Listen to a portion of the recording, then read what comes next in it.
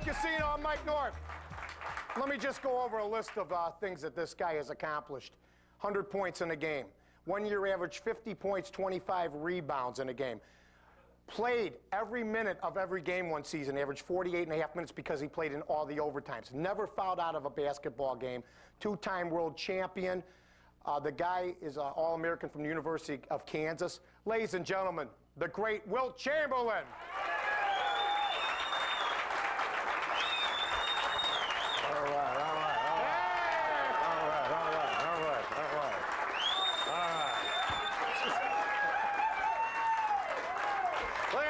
Thank you. Give him a hand. This guy's the best. Thank you. Thank you. Thank you. All right. First of all, when does Rodman have to have his coat back? Right? Second of all, you invited me out last night to, Right. But I met someone in the airport on my way. Even though I haven't been here in 20 years. That's what struck me. Wilt says, Mike, I haven't been here in 20 years. He goes, give me a call in about an hour. Maybe I'll come by the house. Yeah. We'll have a little dinner. We'll watch the basketball game. I call him back an hour later. He goes, I got plans. I got plans. Right. Let me ask you something. How much work was it for you really to get a woman, though? I mean, you're Wilt Chamberlain. You didn't have to even have a rap, did you? You didn't have to have a rap. You show up and Wilt Chamberlain. I have this thing, TDH, which is my label. Tall, dark, and handsome. But wait. But 2 out of 3 is not bad, right? That's exactly right. Well, we know you're tall, and we definitely know you're dark. Well, and that's not how it goes, no. It's handsome and dark. Tall is a relative term. You're talking about those high buildings you now have here. Right. They're tall. They are tall. Let me ask you something, Wilt. The one thing that's always constantly amazed me is in 1957, by the way, I know the old captain of your Kansas team, Bob Hickman. Whoa. Bobby Hickman is still in town. Yeah, right. But he's in jail now or something?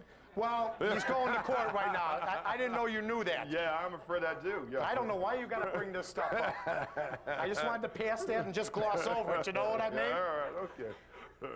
How does a guy from the heart of Philadelphia end up in Kansas in 1957? How much money did they pay your ass to get you to Kansas? How much did they give you? Well, I'm going to tell you this right here. They paid me a lot less than Indiana offered me, Dayton offered me, and all the rest offered me. I went there because there was a guy named Fog Allen, Dr. Farr C. Allen, who was the greatest coach in basketball at that time. Plus, I was a track and field athlete in high school, and they had a wonderful track and field program. So really, it came down to the love of those two sports, which is why I was there. Money had nothing to do with it. You know, they talk, yeah, okay. Usually they talk about, the black athletes talk about the problems they had with integration and everything else. I can imagine Kansas wasn't too pleasant a place in 1957. It was not the worst place, and it was not the best place, and I actually feel very happy to say that I had a great deal to do at that time with helping to integrate some of the restaurants which didn't allow me in and so forth. Who was going to throw you out? Well, that was part of the deal. Yeah, but actually, Attorney General of the state of Kansas was my coach's son.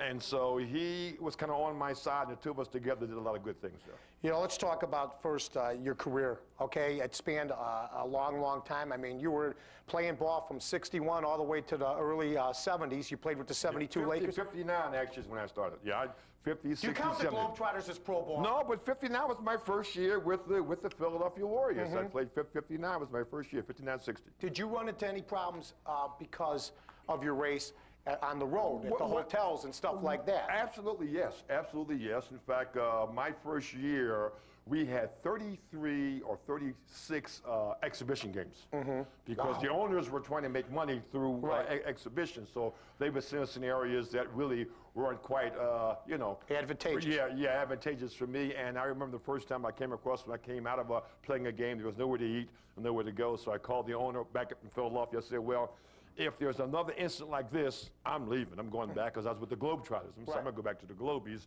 So from then on in, they kind of made sure that situations were much more amenable.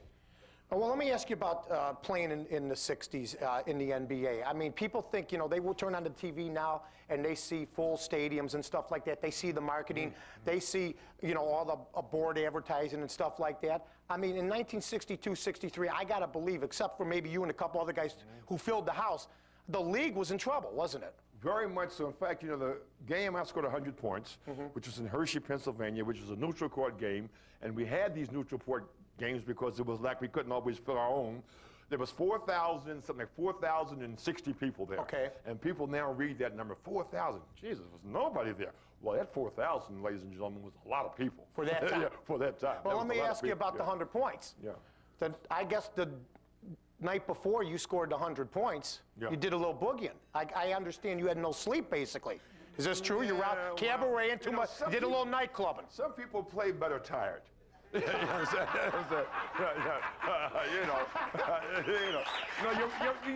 You're more relaxed. You're more relaxed. You know what I'm saying? Things your So mind's you had not been clouded. night clubbing the night before. You'd been at some nightclubs. You did some dancing. Yeah, you didn't right. drink at the time, I did you? didn't drink, no, but I did love the boogie and dance and so on and so forth. Then so you went back to the hotel. No, and see, no, I was stopped that. I was. Well, you had to start with the 20,000 somewhere. Well, look, you didn't start like in 1969. It's just a number. It's just a number. But if you want to start starting, kindergarten was the time to start. You understand? So that's that. But what I'm saying is, I lived in New York. Right. And I commuted to Philadelphia. So I was like up all night. You didn't even live in the town that you played in? No, I lived in New York City, man. So what time did you have to Would you take New York City over Philadelphia? Well, yes, I would, but what All time right. did you have to live? What time did the game start back in The those game days? started at 7:30, but I had to come in from New York to Philadelphia. So what time did you leave? I left in the morning about 9 o'clock because we had to come in, be there at 12 o'clock, catch a bus from Philadelphia, a bus to Hershey, Pennsylvania, which is about a 3-hour ride, and my friends were all talking, and we got there at 3:30 in the afternoon. Now, there was no hotel for us to stay at because we saved money in those days. Right. You didn't stay at hotels. You went right to the arena and spent 4 or 5 hours, and there was a penny arcade there, which I went shooting rifles, and I was just killing everybody. Yeah. You know, so for 4 hours we spent some time and doing that, and then, you know, we went out there and played. Well, I'll tell you what, we're going to take a break. Before we go, though, how much would you be worth right now if you were 22 years old coming into the league with the talent that you had? How much would you be getting a year? Well, I was a pretty bodacious character. I would have probably asked the owners to give me the team and let me pay them. Okay. We're going to be back with more Wilt Chamberlain, the legend, the Hall of Famer, live at Hollywood Casino right after this. Beautiful. Live at Hollywood Casino, Mike North with the great Wilt Chamberlain. And Wilt, first of all, I got to say that, you know, I usually ask the guys that come on about their families. But who the hell knows how many kids you got? I mean, let's talk about that. Well, I tried to claim about 2,000 on my last, a tax form, but it didn't work. You know, it didn't work. Hey, you know what? I read some about you that you don't really go to sleep at night. Right. You never do. You go to sleep at 5 in the morning and sleep till like 12 in the afternoon. I'm like a reverse vampire. Yeah. Okay, right. so yeah. no matter what, I mean, Yeah. in your playing days, was it the same way? Same way. Same thing. And you same never way. got out of that? Yeah, I never got out of that habit. And the habit was formed very easily because when you finished playing at 10 o'clock, took 2 or 3 hours for you to, like, you know, settle down. And then you want to have a big meal because you really were hungry. And then? And you know, whatever. You understand? so you never got a chance to sleep until 4 or 5 in the morning. And so it's always kind of stuck with me. You know. Well, I'll tell you what, that is a weird existence. I mean, because when they told me that, I go, oh, my But God. it's not a weird existence. It's just, you know, it's a little bit reversed. I mean, I like the dawn. I like to see it coming up. Then I go to bed. And the bed's already been messed up. You know, let's talk about that. Yeah, let's talk about the 20,000 women, Yeah. okay? I contend that it had to be less than that. Well, first And, of all, and really, do you regret making that statement? well, let me say this to you first.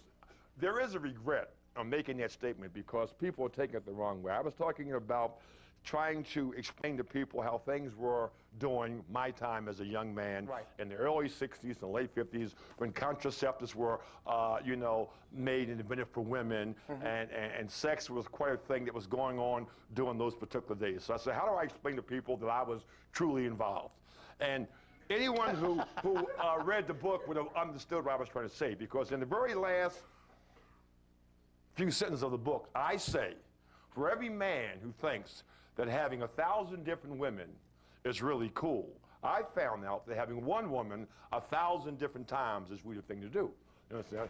Thank you. But nobody picked up on that. No. They all want to pick up on the 20,000. Well, because after they saw the 20,000, they put down the book and they'll go, man. Everybody is really kind of into numbers, including yourself. Right. That's why many things that I did in the game of basketball, which I'm very, very proud of, whenever anyone sees me, they always say, oh, that's the man who scored 100 points. It's all about the numbers. Yeah, but you know what's amazing? Yeah. You're one of the men who's into numbers. Yeah, wait. You love numbers. Oh, I love stats. No doubt about it. But let me say one thing. The regret for making the statement, this was my first book, I personally wrote it myself. The regret was for the women that I know and didn't know, that they would maybe brought down to be just a number. But you didn't name names. No, I didn't name names or get really personal. The point is they were never a number. They were someone very, very close to me, no matter how short the time is. And you would never name names. No, it might short time. People think that maybe in order for something to be respectful, it has to go for a long, long while. Right. Well, how many relationships out there, marriages out there, or anything but be respectful? So time is not the reason that makes things good. But you would never name names, and I respect it. No, not at all. No, give us one star, maybe. Can you give us one? Give us somebody. Come on, you know what I mean. Everybody's had somebody. Yeah, did you ever sleep with somebody that was more famous than you? Well, that's a relative term. Whether you're on top or on the bottom, I'm going to say. Oh, yeah. Well, let's talk about some numbers. Yeah, right. You won 2 world championships. Right. Okay? Now, people are going to say, well, you know what? He had a lot of stats and this and that. Now, Michael Jordan and you, for a while, went back and forth. I think there's a mutual respect after you guys met and stuff like that. I contend Michael Jordan is the greatest basketball player who ever lived. I would put you number 2, only because you only won 2 championships. He played below the rim, and you basically played above the rim. I thought Michael was known for playing above the rim. He shoots now the jump shots. Well, He's going to win 5 world championships, and you had players on your team that you could have won more. I have a friend of mine. I have a friend of mine who I talk to about once a week. You know what he says about Michael's 4 championships? He doesn't say anything about it. Because he has 11. Bill Russell. But this is amazing. And you don't, wait a minute, and you don't say he's the greatest because he has 11 championships. Casey Jones has 10. I don't think, you can predicate how great a guy really is or because he has championships. There's a lot of guys on those championship teams who've done nothing. Michael happens to be, if you want to say Michael's the greatest, I think he deserves all the accolades that you really want. I think the man has done more for basketball than any one individual. Even you? Any one individual. And I'm also saying, too, for those players out there today who maybe don't quite respect Michael as they should, almost all of them should be giving about 10% of their salaries to Michael. Because they, that's who they owe it to. You understand? And 10% more maybe to Wilt. Right? No, really. You understand? I mean, right. And he, if you read my book, which I hope we're going to talk about. We're going to talk about when we come back. Okay. If you read my book, you will understand that I say a great many things about Michael. But one of the things I say about Michael that I truly believe in is that when the man steps on the court, you're going to get 100% from Michael Jordan, and that's all you can ask for from any athlete. All right, we're going to take a break. When we come back, we'll talk about Wilt's book, we'll talk about Bill Russell, and what's ahead for Wilt Chamberlain, live at Hollywood Casino. Yeah! Woo! Live from Hollywood Casino, Mike, you up with the great Wilt Chamberlain. And now we got to do some business. Wilt, how many TV shows do you do? You do basically maybe the ESPN show up close? And that's about it. And this is the only other one you've done? Give me a hand for coming out. Well, Wilt Chamberlain's got a book, and it's called Who's Running the Asylum? Inside the Insane World of Sports Today. This picture looks like it was taken about 10 years ago. He's a lot younger here. Take a look at the cover of this book. Picture was taken about 3 months ago. Okay, a lot of makeup. A lot of makeup. Now, here's a special thing about this book. It's 1995 to read about the 2nd greatest basketball player who ever lived. Take it easy. Yeah. But the only way you can get this book, Who's Running the Asylum, we're going to talk about the number now. We're also going to flash it on the screen at the end of the show. You order it at 1-800-280, and this is easy, 1776. 1-800-280-1776. You call up, you put your order in. Who's running the asylum? Wilt Chamberlain. That's who's running the damn asylum here. Now, the proceeds I like this. I always like a portion of the proceeds. No, in most cases, all the proceeds. All the portion? All the proceeds that are not, you know, things that we had already spent for are going to, you know, Going to charities. Worthy causes. Absolutely. All right. Absolutely. Yeah, I thought maybe. Yeah, I'm not going to try to make a dime all off of you. I thought maybe the ceiling that opens up in the mansion broke and you need some extra dough. No. We'll get back to what's the book entail basically, because you wrote one book already. Yeah, the book really is about illuminating a lot of the problems that we're now having in sports, which also mirror with society. But the point of the book is to try to let people know what we can do about them and how we all can help. All right, now, as far as the book is concerned, did you write this one yourself or did you have some help? All by myself. What do you do, sit at a typewriter? No, I can't like even a goof, just typing no, away? No, I do longhand writing. After I do longhand, I have it transcript into a tape, and a tape into a typewriter. Yeah, it's a whole process. I've never learned how to type, but I'm going to learn starting maybe in about a week or two. Okay, how old a man are you now? Just answer the damn question. Don't worry about it. Oh, God. Come on. I'm 61. But 61 years old. Right. Could you? Yeah. If Luke Longley went down tomorrow, the center of the Bulls, could you play for the Bulls, and how many minutes a game could you play? Where's Michael and Scotty? First of all, why wait till Luke Longley go down? I can, why wait? And playing with Michael and Scotty, I think a cripple could play with Michael and Scotty. You understand? So I don't see a problem there. No, not at all. No, I try. Could you come back? I keep myself in great physical shape. The game of basketball is very, very demanding. But here's what would help me today. They have so many damn commercials through the course of a game. You only get a chance to play for about a minute at a time. Right. So I can handle that for sure. What did you guys used to have? Maybe 2 or 3 commercial breaks? 2 or 3 commercials during a whole game almost. And the commercial was 1 minute long. So that's why, you know, you only get these scores of 67 points and so on and so forth, because guys don't even get them down the court very much anymore because, hey, Cleveland averaged 68 shots a game. Okay. That's this season. 68 you took shots more than one game all the time. I took almost that many myself when I won one game. Right. As far as playing, you think, now you've slimmed down. I mean, what was your playing weight with the Lakers, for instance, near the end of your career? None of your business. Come on, Wilt. About 275, 280? No, my playing weight is around 300, 310. And how much you weigh now? I don't know, maybe 270. Are you retired? I mean, did you retire right after basketball, basically? You didn't, I went right into volleyball. I played professional volleyball actually longer than I played basketball. I kind of helped to get volleyball started in this great country of ours. And I played professional volleyball for about 15 years. How much cash were you raking in from that, though? Not much. Oh, yeah, a whole lot. Because was there appearance fees? We started, yeah, there was appearance fees, yeah. Really. But it was for love. You keep thinking about, you know, cash. Then why did you ask for money? What? I got to like gas in the car, those kind of things. Stuff, yeah. Yeah, right. Just important stuff. Yeah, right. What kind of car do you drive? Do you drive a Rolls? No, in most cases I ride a horse. Down Wilshire Boulevard? Absolutely, yeah.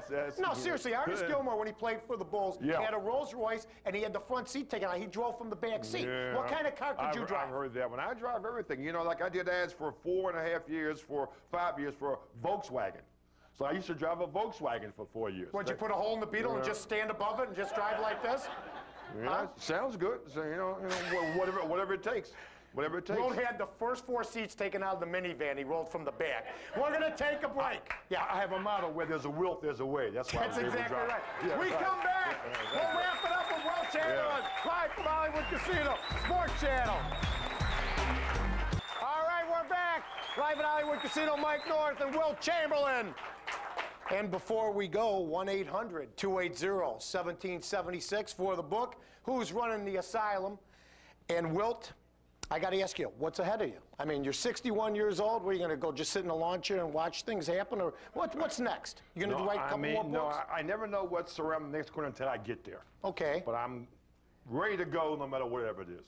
So if the Bulls called you tomorrow and said, we need you next year. I'm ready to go no matter whatever it is. Could you average 17, 18 rebounds in today's game? Why not? I mean, why not? If Rodman can, I got on one of Rodman's jackets, I'm ready.